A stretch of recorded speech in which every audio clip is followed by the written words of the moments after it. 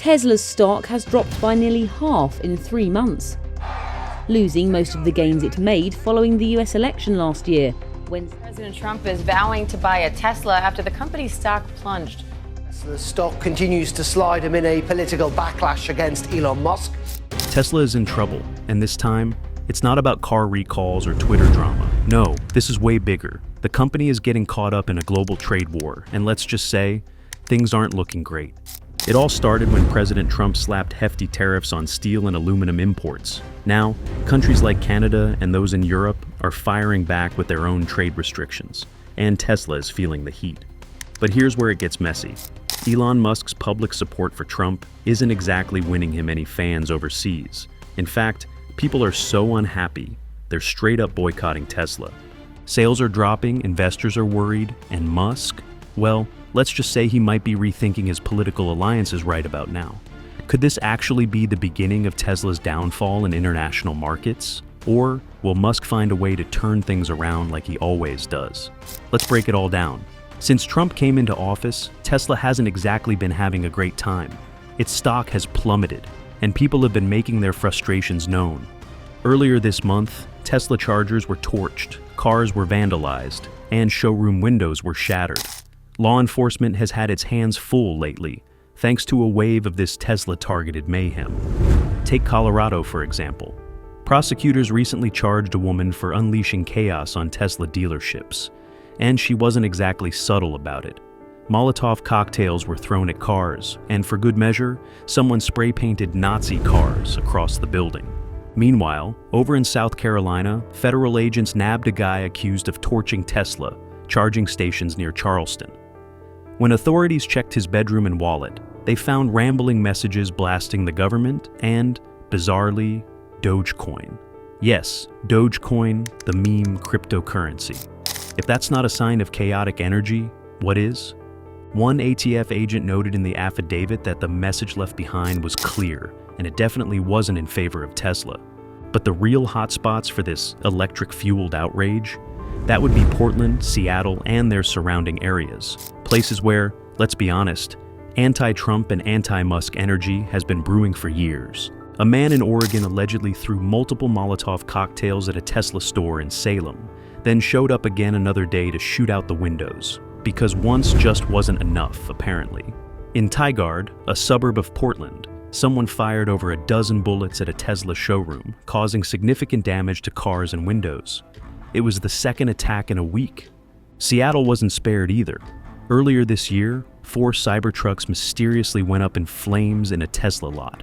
And then, just when things couldn't get wilder, a man casually walked up to a Tesla Model S on a Seattle street, doused it in gasoline, and set it on fire, because why not? And then there was Las Vegas, where vandals went full Hollywood on a Tesla service center. Several Teslas were torched in the early hours of Tuesday. And to make sure the message really hit home, someone spray-painted "Resist" in red across the front doors. Authorities say at least one person hurled Molotov cocktails at the scene and fired off several rounds into the vehicles, because apparently, fire alone wasn't dramatic enough. The big question buzzing around is this terrorism or just next-level chaos?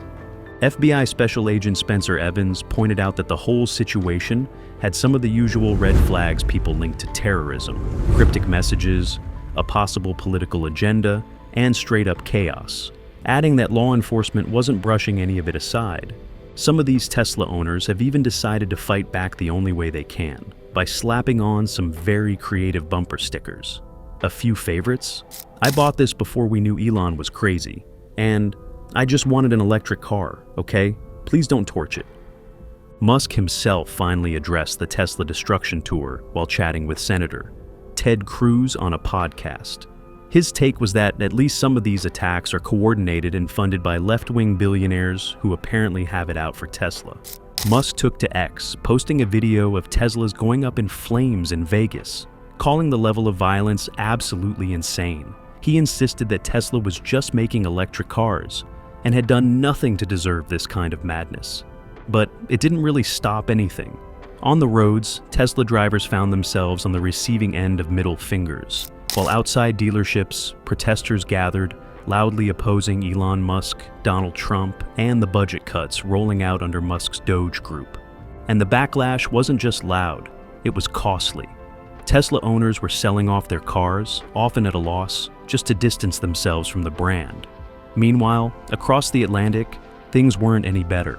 Musk's controversial support of Germany's far-right party, topped off with what many saw as a Nazi salute, had sparked outrage. Europe was witnessing its own wave of protests, with people actively encouraging others to switch to non-Tesla EVs. The issue is that Musk is Tesla. Public perception has turned against him, and by extension, the company. And once the public makes up its mind, changing it is no easy feat. Which leads to the real question: does Musk actually care? Washington Post reporter Faiz Siddiqui, who has written extensively about Musk, noted that Tesla's stock was essentially Musk's personal piggy bank. Whenever he wanted to acquire a company, whether it was Twitter or an AI startup, he wasn't shelling out cash. He was leveraging Tesla's stock, banking on the idea that it was a high-value, ever-growing asset. But with shares tanking, that setup wasn't looking as solid. Musk had big plans.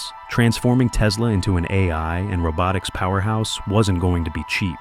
If Tesla's stock kept crumbling, it could put those plans in jeopardy. Maybe that worried him. Or maybe, to Musk, Tesla's financial troubles were just an acceptable side effect of his larger ambitions. Some even argued that with his direct line to Trump, he wasn't just one of the most powerful men in the world. He might actually be the most powerful, and power had its perks. Tesla could be struggling, but Musk still had a massive empire. SpaceX, Neuralink, Starlink, xAI. All of them heavily relied on government contracts and regulatory decisions. And that's where things got really interesting. If Tesla was losing money, but Musk could use his influence to sway government decisions in his favor, was it really a loss? The Federal Aviation Administration, for example, was reportedly considering shifting a $2.4 billion contract from Verizon to Starlink. If that deal went through, Musk wouldn't need Tesla's stock to stay high. Government funding would keep his empire running. And with the Doge Group giving him a direct line into regulatory decisions, he had the opportunity to push for policies that made his businesses thrive while making life harder for competitors. Of course, not everything was smooth sailing. Reports hinted at Musk, butting heads with other administration officials, and his grip on power wasn't necessarily permanent. But the situation with Tesla had proven one thing: nothing was inevitable. A year ago, Tesla looked unstoppable, one of the world's most dominant automakers. Now, maybe not. And the same uncertainty applied to Musk's political influence. Power could rise and fall faster than anyone expected. Recently, Tesla sent a rather concerned letter to US officials, waving a big red flag over what they saw as a yikes moment in the making. Their message is that the president's escalating trade war could leave them vulnerable to some brutal retaliatory tariffs. The timing of Tesla's warning was almost poetic. On the very same day that Musk's biggest fan, Donald Trump, bought himself a Tesla, the company's stock was having a meltdown of historic proportions. The market had been beating Tesla's valuation like it owed it money, slashing the company's worth by a jaw-dropping 50% since December. That's an estimated loss of £800 billion, a sum so massive it could probably buy a small country. Wall Street analysts didn't just blame the trade war chaos for Tesla's stock nosedive, though.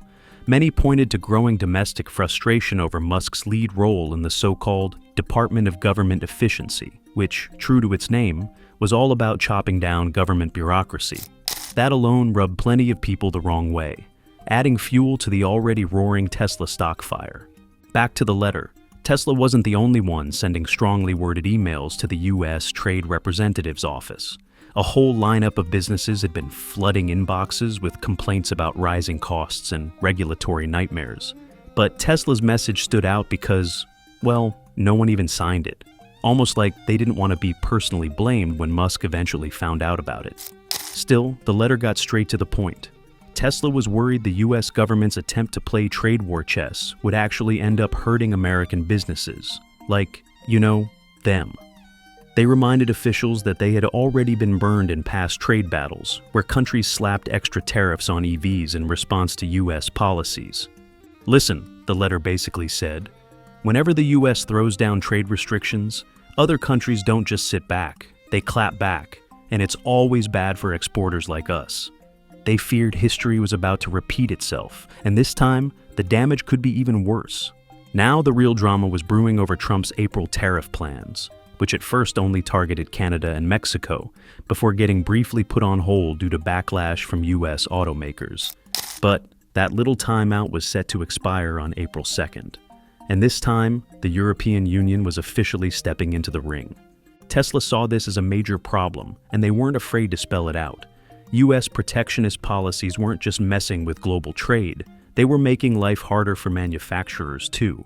Certain parts and components just didn't exist in the US. Supply chain, meaning companies would either have to scramble for new suppliers or watch their costs skyrocket. What Tesla wanted was a phased rollout of these tariffs, giving them and other manufacturers time to adjust their supply chains before things got out of hand. Their closing argument was simple. If the US was going to tackle unfair trade practices, they needed to do it without crushing their own industries in the process. And Tesla wasn't the only one ringing the alarm bells. The auto industry's lobbying powerhouse, Autos Drive America, had also fired off a warning, arguing that the tariff plan was a financial wrecking ball just waiting to smash into production, sales, and American jobs. Automakers don't just snap their fingers and switch supply chains overnight, the industry group pointed out. And if costs go up, so do prices, meaning customers get fewer choices, plants could shut down, and people could lose jobs. Tesla had made their case. Now, all they could do was wait and see if anyone in Washington was actually listening, or if they were too busy watching Trump take his new Tesla for a joyride. However, Tesla's worst nightmare eventually came true. Canada retaliated against the US, and Tesla was caught in the crossfire. Just recently, a Canadian politician, Chrystia Freeland, running for Prime Minister, gave a bold suggestion: slap a 100% tariff on Tesla vehicles. With Trump hitting Canadian goods with a 25% tariff, except energy, which gets a 10% charge, Canada fired back with tariffs of its own, including on electric vehicles, which mostly come from the US. Chrystia Freeland argued that Canada needed to go after stakeholders who matter to the White House. And in case that wasn't clear enough, she called on all the countries affected by this tariff to join them, and that their retaliation targeted specific Trump constituencies. Reactions were mixed. Some felt this unfairly singled out Tesla, while others believed that Elon Musk had brought this on himself by backing Trump, who later unraveled a trade deal with Canada that he had previously signed. But there had been another idea on the table. Instead of just fighting back, why not welcome Chinese EVs into Canada? The previous year, Canada had imposed a 100% tariff on Chinese-made EVs, following the US lead. The move was largely meant to protect American automakers from China's rapidly expanding EV industry. But with American-made EVs stuck behind Trump's tariffs, those same automakers risk losing their foothold in Canada anyway. Lifting or lowering tariffs on Chinese EVs would have given Canada more electric vehicle options and kept its transition to clean energy on track. Plus, it would have sent a message to US automakers: pressure the Trump administration to respect trade agreements, or risk losing the Canadian market to China.